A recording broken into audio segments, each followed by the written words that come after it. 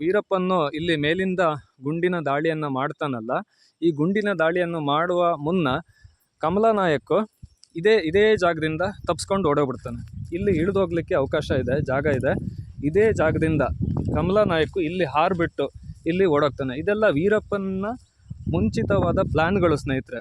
ಅವ್ರನ್ನ ಈ ರೀತಿ ಕರೆಸ್ಬೇಕು, ಈ ರೀತಿ ಇಲ್ಲಿ ಕಲ್ಲನ್ನು ಹಾಕಬೇಕು, ನಂತರ ಶೂಟ್ ಮಾಡಬೇಕು, ನೀನು ತಪ್ಪಿಸ್ಕೋಬೇಕು.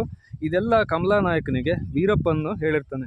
ಕಮಲಾ ನಾಯಕನ ಒಂದು ಮಾತನ್ನು ನಂಬಿಬಿಟ್ಟು ಈ ಪೊಲೀಸ್ ಅಧಿಕಾರಿಗಳು ತಮ್ಮ ಪ್ರಾಣವನ್ನೇ ಕಳ್ಕೊಳ್ತಾರೆ ಸ್ನೇಹಿತರೆ. ಬನ್ನಿ ನೋಡೋಣ ಈ ಸ್ಮಾರಕವನ್ನು.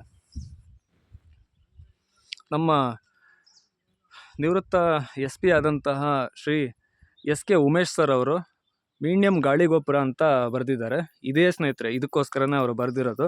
ಇಲ್ಲಿ ನೋಡಿ, 14/8/1992 ಕಾಡುಗಳ ನರಹಂತಕ ವೀರಪ್ಪನ್ ವಿರುದ್ಧ ಕಾರ್ಯಾಚರಣೆಯಲ್ಲಿ ಧೈರ್ಯ ಸಾಹಸ ಮೆರೆದು ವೀರ ಮರಣ ಹೊಂದಿ ಹುತಾತ್ಮರಾದ ಅಧಿಕಾರಿಗಳು ಮತ್ತು ಸಿಬ್ಬಂದಿಯವರ ಸ್ಮರಣಾರ್ಥ ಸ್ಮಾರಕ ಅಂತ ಹಾಕಿದ್ದಾರೆ. ಮೊದಲನೇದಾಗಿ SP ಸಾಹೇಬರು ಟಿ ಹರಿಕೃಷ್ಣ ಸಾಹೇಬರು ಇವರ ಒಂದು ಫೋಟೋವನ್ನು ರಾಮಪುರ ಪೊಲೀಸ್ ಸ್ಟೇಷನಲ್ಲಿ ಹಾಕಿದ್ದಾರೆ.